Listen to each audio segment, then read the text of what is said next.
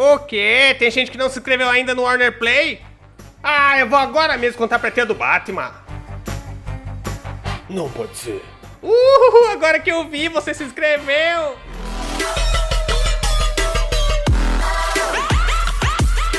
E aí galera, beleza? A gente prometeu que quando fizéssemos 200 mil inscritos a gente ia colocar aqui um documentário de Coringa. E vou mostrar pra vocês. Então, antes disso, já se inscreve pra ajudar a gente a bater a próxima meta e soltar mais conteúdo pra vocês. Beleza? Então vamos lá, assistir o documentário exclusivo.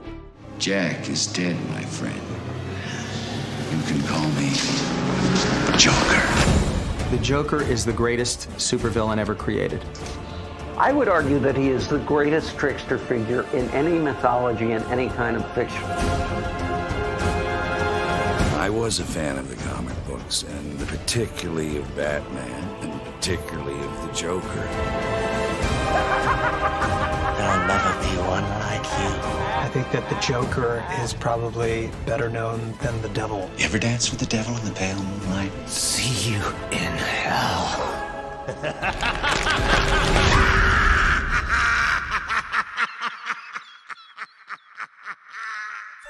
Capone, Dillinger, Machine Gun Kelly, the gangsters of the 1920s and 30s, captured headlines and the public's imagination. And many comic books reflected that fascination. The stories up until that time in the comics, and the villains were mostly small-time crooks, gangsters, bootleggers, bank robbers. But the violence and terror on America's streets had many longing for a solution. In 1939, Bob Kane and Bill Finger answered the call with a costumed crime fighter, the Batman, a benevolent force for justice and order. I thought the name was good. It's a good name, Batman. And I loved the idea that when I saw the drawings of him, he looked like a very mysterious figure with that cape. But who could test the Batman? Your average thug, gangster, or crime lord was no match for the caped crusader, with a debonair presence, ironclad logic, and arsenal of gadgets. Kane and Finger and 17-year-old Jerry Robinson conjured up an opposing force to the Dark Knight, one of mayhem, destruction, and chaos. Biblical times, David and Goliath, to Sherlock Holmes and Moriarty, and everything in between. So I wanted to create a character who was worthy of the hero. I thought the stronger the villain, the stronger the hero. I have to have a name, and the Joker rang into mind because the cards were a big part of my family. He is inspired by the old silent film, The Man Who Laughs. It is that carnival mask of a clown that hides the horror lurking just below the surface. And to have him pitted against the good guy who is in the mask of a horrific, nightmarish bat, it's an interesting reversal. The Joker first appeared in April 1940 in Batman #1 as a remorseless and colorful killer. Finger intended to kill off the character in just his second appearance, but found himself overruled when the staff at DC Comics saw the potential of the nasty clown. A hastily drawn panel was added to the last page of the story, indicating that the Joker had survived to wreak havoc another day. Makes him a great antagonist for Batman because Batman is logical and scientific, not the Joker. The Joker is the horrific version of what Batman is to ordinary people. Whereas Batman scares criminals, Joker scares and horrifies the ordinary people. He's very iconic. He's an archetype. He's so defined in our minds. You know, the Joker is the best known villain in Western fiction.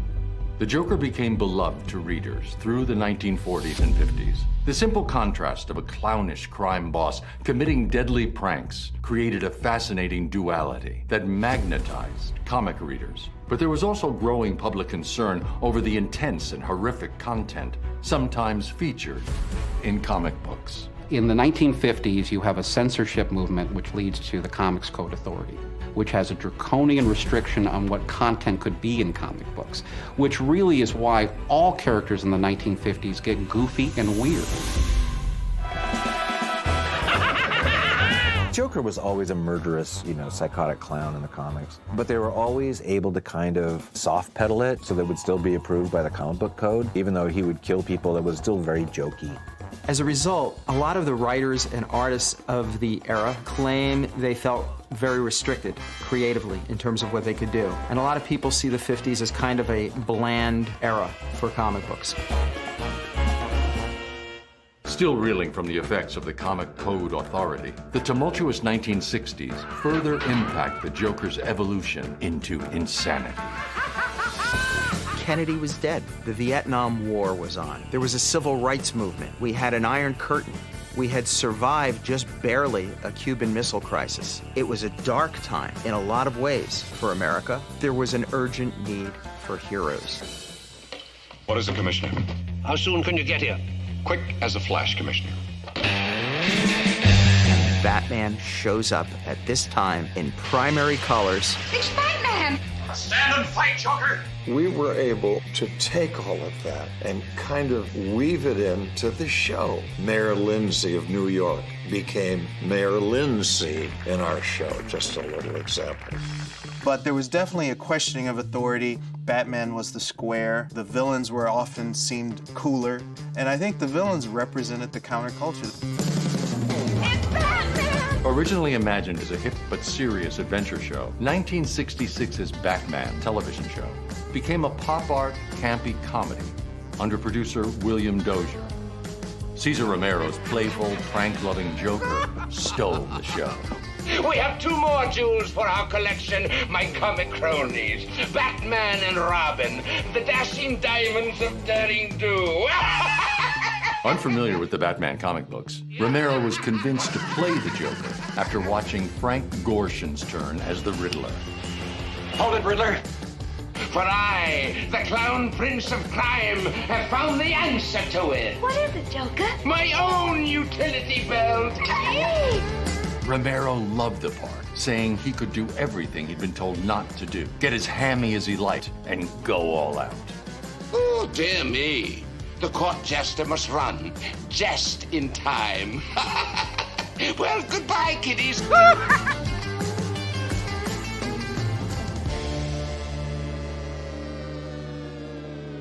I think it lost some of its luster. You know, the joke was over after 2 or 3 years. I think the public started to get a little bored with it. I mean, I went through a period where I didn't like the Adam West show. I mean, a lot of people from my generation will tell you that. They loved it as a kid, and they got older and they started taking comics seriously. They go, oh no, that show's silly or it's campy or whatever, and so you'd kind of like shun it. You know, it's like, oh, that was when I was a kid. And then later on, you kind of go, oh no, you watch it again, you go, no, it actually really is dang cool. You know, they're calling me the $1 billion Batman only because we kicked off all of this stuff. For a long time, people in comic books really had a big chip on their shoulders. They hated any sort of press they got where headline was pow, biff, wham, because that was what reporters constantly went back to. People within the industry really wanted comics to be given more respect for the art form. As culture took a turn for the revolutionary in the late 60s, fans clamored for grounded stories with real stakes, and the Joker returned to his homicidal ways. They'd been gradually getting a little bit more sophisticated. You know, there was the comic book fans from like the 50s and 60s and even the 70s had all grown up. They've kind of brought their comics with them. Denny O'Neil as the writer, Neil Adams as artist, helped introduce the world back to the original dark and serious Batman. That was great in the 70s, and that did help open the door to older readers. The artist Neil Adams and I were the new kids on the block. We were sort of the flavor of the week. What we did was try and put some psychological validity into the character. In 1973's The Joker's Five-Way Revenge, from Batman number 251, artist Neil Adams drew the character taller and leaner, extending his jaw to give his face a distinctive, haunting look. And writer Denny O'Neil introduced the idea that the Joker was truly insane. Fans responded to this newer, darker Joker, and he became the first villain to feature as the title character in a comic book series. We undid 15, 20 years of lousy comics. DC became the company that brought new artists. So you got a tremendous amount of experimenting. DC went on to release a series of comics emphasizing the Joker's insanity. a decision that would define the character for decades. This maniacal psychology is no better explored than in the 1-2 punch of Frank Miller's Batman, The Dark Knight Returns, and writer Alan Moore and artist Brian Bowling's graphic novel, Batman, The Killing Joke. And between 1979 and 82, I didn't look at any comics at all. You know, I was betting that they wouldn't survive another 10 years. It left the way for people like me, Alan Moore, to play to that audience, to do stories that were beyond the understanding of an 8-year-old. Frank Miller had been doing some really interesting stuff over at Marvel with Daredevil. He was absolutely pushing the envelope. I thought we need an injection of that at DC. Jeanette was a captivating conversationalist. They were willing to take a chance on giving me complete freedom. Later, Dick Giordano, God rest him, approached me and he said, do you want to take a crack at Batman? Batman struck me as one of the icons. And I thought, what can I offer? What can I possibly offer that Denny O'Neil and Neil Adams didn't already do? So much of writing heroic fiction involves defining the hero through other people. And Batman is best described by his villains. I just loved taking the Joker to such an extreme place. It's to Frank's credit and his writing that we were able to do that. There's no doubt he's not a clown, he's crazy. He's nuts. He's a psychopath. And that really is a lot different than the Joker that had been portrayed prior to Dark Knight. The Joker is a demon, but he has no reason to exist without there being a Batman. And so as soon as Batman appears, the Joker reawakens like Lazarus. He was the first to say that the Joker was dependent on Batman. 1986's Batman, The Dark Knight Returns added multiple layers to Batman and the Joker and changed the comic book industry forever. But Batman, The Killing Joke in 1988 showed us how deep the Joker's depravity could go. Killing Joke is such a nice, straightforward story. It's, in my mind, one of the most brilliant stories there's been told in mainstream superhero comics. It is a very simple Batman and a Joker story, but it tells you all the information you need. It gives you all the pieces. So if you've never read a Batman comic, you could read this and completely understand who everybody is and how they all fit together.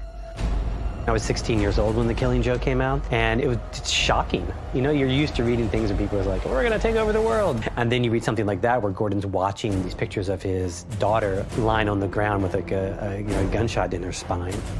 It's basically a horror story.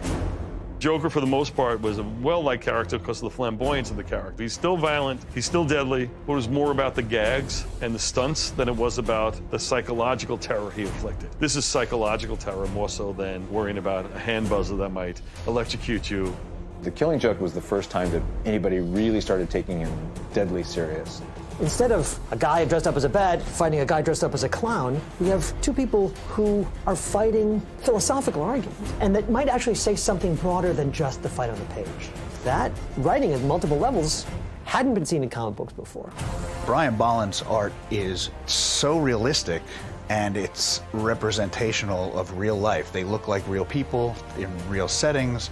Brian Bolland is such a great and emotive artist that you see the pain on Jim Gordon's face. The horror on his face is made really clear. I wanted it to be about the Joker because he was such a fascinating character. Batman, if anything, is more of a shadowy. He almost works best when he's a two-dimensional character. It's epic. It's Joker's magnum opus.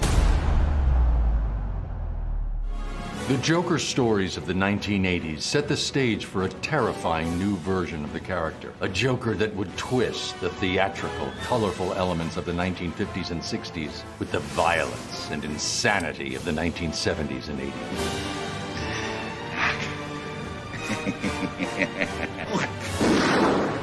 Jack Nicholson as the Joker, you don't have to be a casting director, and that was just everybody's first choice. He's almost too perfect, but he's so great that he even transcends that. You know, he even goes beyond your expectations just because he's so good.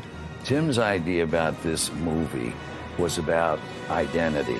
Here's a man plunged into nuclear waste comes out this other identity.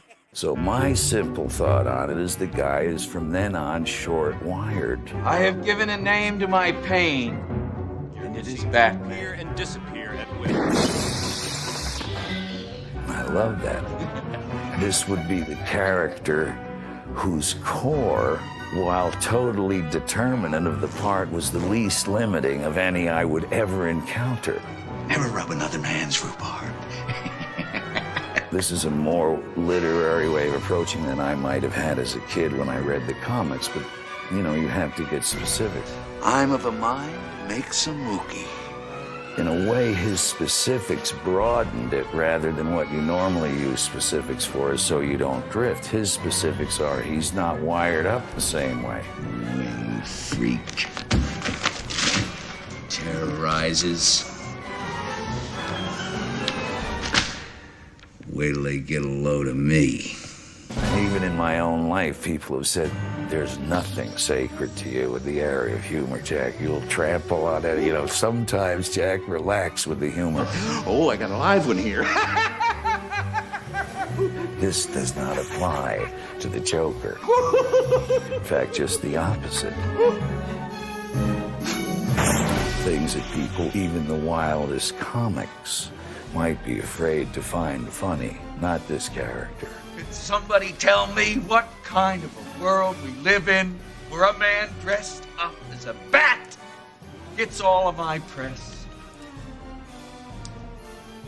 This town needs an enema. I remember hearing things like, oh, you know, in the first movie, the Joker stole the show. What are you laughing at? Reflecting on the movie, I'm kind of a contrarian, so, as I said, nobody took this movie. They don't today. It's one of my best performances. You idiot! You made me. Remember? You dropped me into that vat of chemicals. That wasn't easy to get over. And don't think that I didn't try. Batman was now mainstream. Gotham City was brought to younger audiences in 1992, when Batman, the animated series, debuted on Fox Kids. The series would introduce a Joker that, through the nuanced and multifaceted performance of Mark Hamill, for many younger viewers, became the definitive depiction. Though the show embraced the darker aesthetic and more mature themes of the 1989 Batman movie, it had to be careful about what appeared on screen. You know, the Joker in the comic books is killer, and the Joker in our show could not kill because it was a children's television show.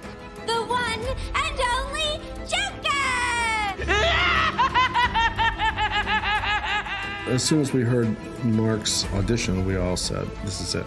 I've always heard in the comic books is that Mark's voice, strangely enough. I mean, I've always imagined this high-pitched voice and this high-pitched laughter, and Mark had it. One of the things that informs the Joker is his laugh. I remember reading the comic books, it was ha ha ha ha ha ha, but lots of ho ho hee hee ho ho.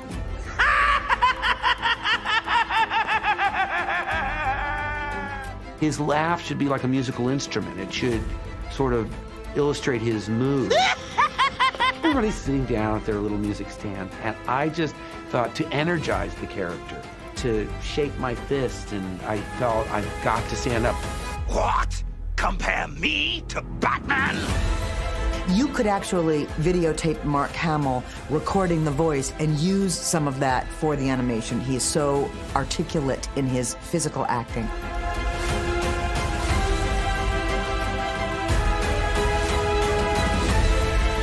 We struck a nice balance between the clown and the killer and really made him kind of a scary character.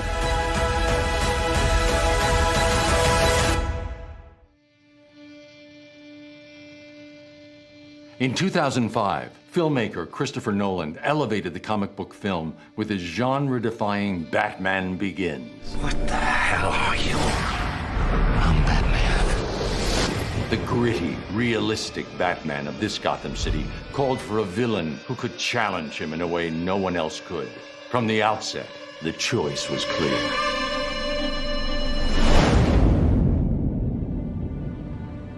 I believe Whatever doesn't kill you simply makes you stranger. We knew we wanted to address the Joker, the concept of escalation outlined at the end of the first film. You see, this is how crazy Batman's made Gotham. It had to be a Joker that fits into the Chris Nolan version of Gotham City. And so it had to be a Joker that was less campy and a little bit more realistic and ultimately more terrifying, I think. I'm a man of my word. And to me, it was creating a sort of psychologically credible anarchist, a force of anarchy, a force of chaos, a purposeless criminal, a psychopath. To me, that is the most frightening form of evil. Nothing in his pockets but knives and lint. No matches on prints, DNA, dental. The enemy who has no rules, the enemy who's not out for anything, who can't be understood, can only be fought. All you care about is money.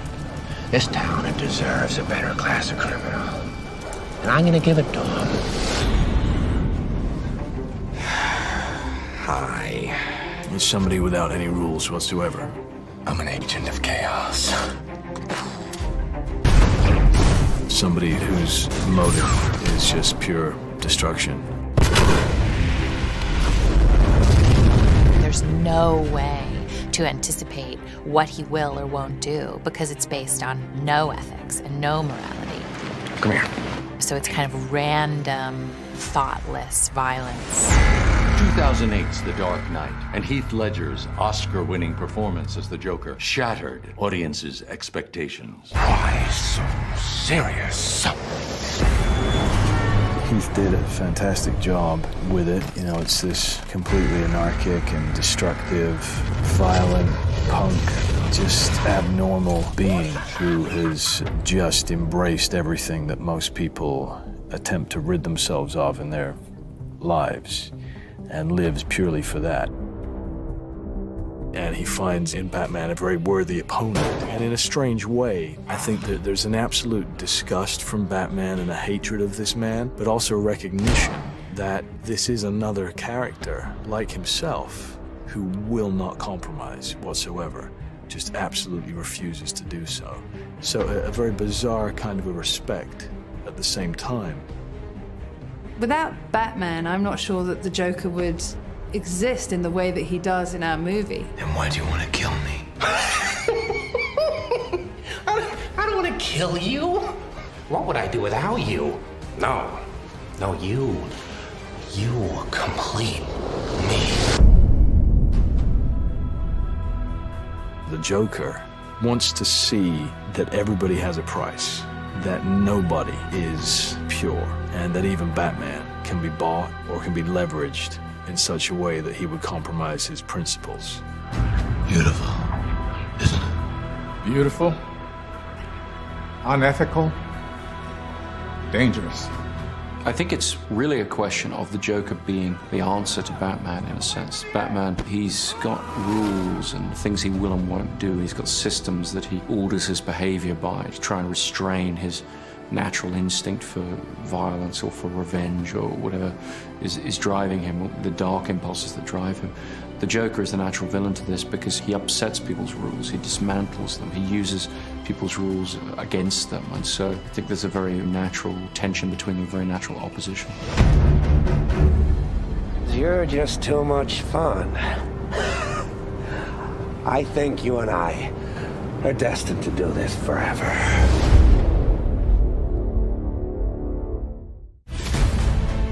The Dark Knight opened the door for Joker mania. Fans couldn't get enough of the character. And in the late 2000s to mid-2010s, he appeared in over 20 movies, TV shows, and video games.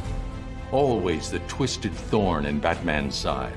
The Arkham video games and Batman Under the Red Hood demonstrated different takes on the character, each with its own emphasis on the many complex aspects of the Joker's personality. It's like putting on an old pair of running shoes or your lucky pair of jeans. Once you get into his mind, it's really welcoming. I mean, it's liberating in a way, because he gets to do so many things that I can't do in civilized society. I mean, I love his ego, I love his humor, his theatricality. You know, I really enjoy him in ways I can't say.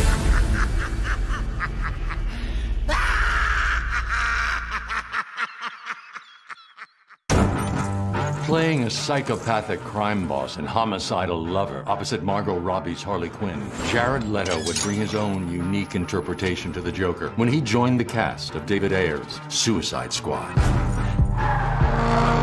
He came on set, and to shoot him for the first time, you could feel in the entire crew. Everybody knew they were seeing something special. Everybody knew they were witnessing an important birth. Oh, I'm not gonna kill you. I'm just gonna hurt you. Really, really bad. The Joker to me is Hamlet. The Joker is one of those rare opportunities you get to reinterpret, bring back to life some character that provides some counterpoint to the good of the world. Where is she? You don't know whether Harley's gonna like laugh, hug you, or like shoot you in the face, and then Joker's like even worse than that. I could tell you meant that. Yeah. The trick was to be incredibly respectful, yet at the same time, reinvent the Joker. Jared pulled that off.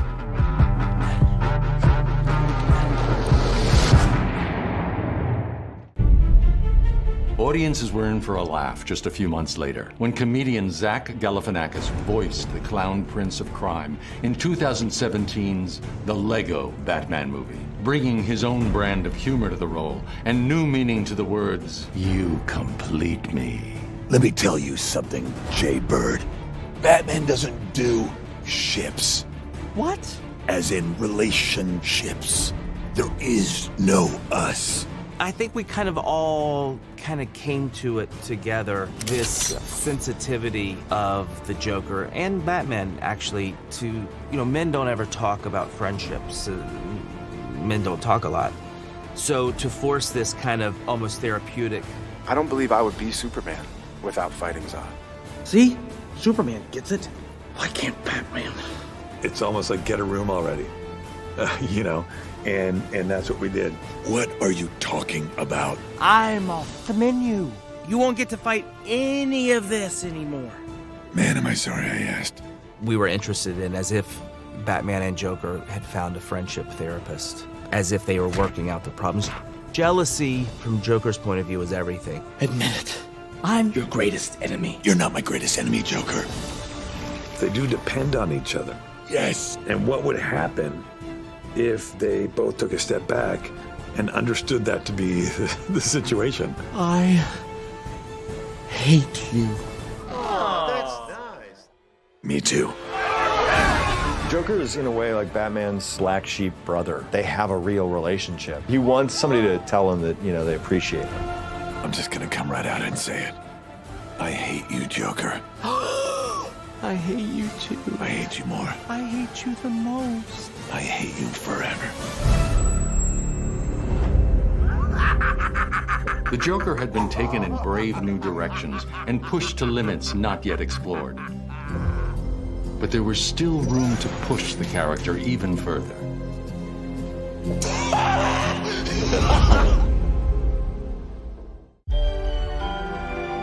In 2019, filmmaker Todd Phillips reimagined the Joker from a totally new perspective in an R-rated, stripped-down, and serious character study. I had never really thought about doing a comic book movie.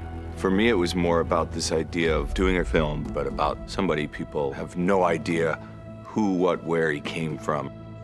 It was really, how do you make a great character study and get people to want to see it? Is it just me? Or is it getting crazier out there?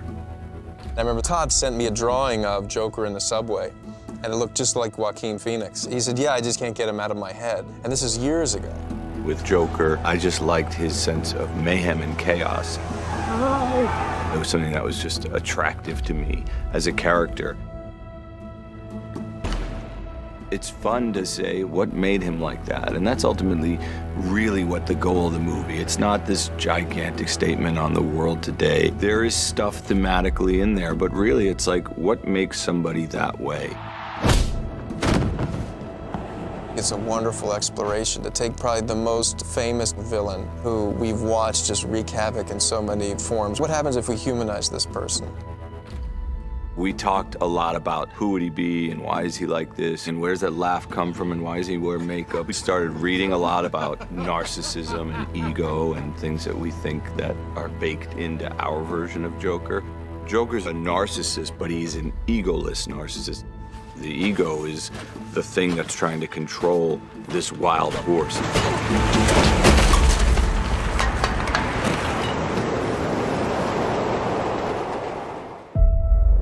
Joaquin Phoenix would later win an Oscar for his mesmerizing physical portrayal of Arthur Fleck in Joker. Every time I've ever written a movie, I always have to write it with an actor in mind. So I really specifically wrote for Joaquin Phoenix. What I like about Joaquin is his unpredictability.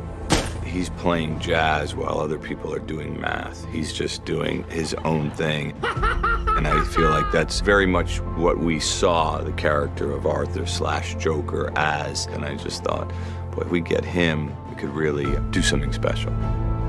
What? It's kind of otherworldly. It's unlike any other performance I've ever seen. He's so in his character from the get-go, and he's filled with wonderfully inspiring ideas.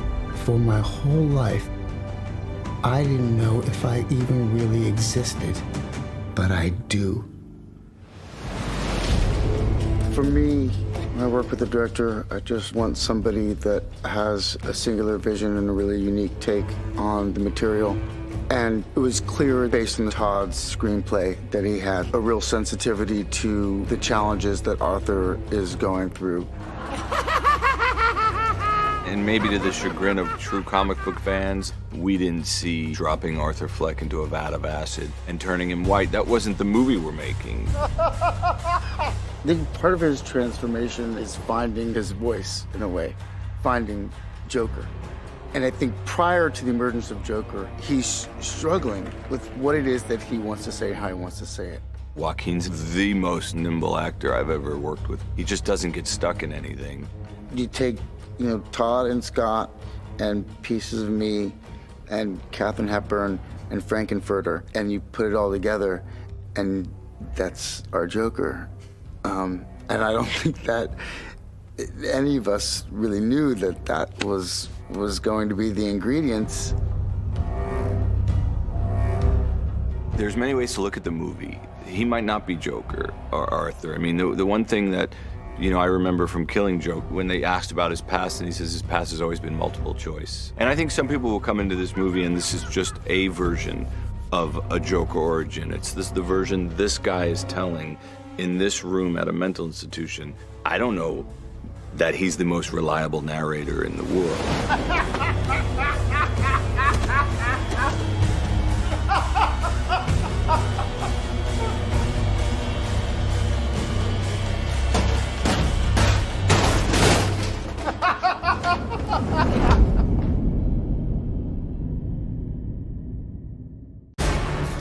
The twisted smile, the warped mind, the maniacal laugh. Whether he's a sadistic mobster, a laboratory worker, or a failed comic, the Joker has terrorized Gotham City, battled Batman, and captivated audiences for the past 80 years. And he will continue to torment and entertain us for years to come. He is the greatest supervillain of all time. Every kid loves this guy, I believe. And I particularly love just the name, Joker. It's fantastic. He has stood the test of time, and there will always be a Joker. The Joker is a great villain. He is the quintessential villain of our age. I think he's one of the most well-known villains in the world. It is flattering that people have accepted my Joker as much as they have. And I have to tell you, I've listened to them all. From Larry Storch, Frank Welker, one of my voiceover idols, Lenny Weinrib, Cesar Romero, Brent Spiner, and Michael Emerson, Kevin Michael Richardson, Jeff Bennett, and all of the modern-day Jokers. Every version, to me, has validity. There's no definitive Joker. He will be reinterpreted long after I'm gone because he's just such a great character. Here's to cry.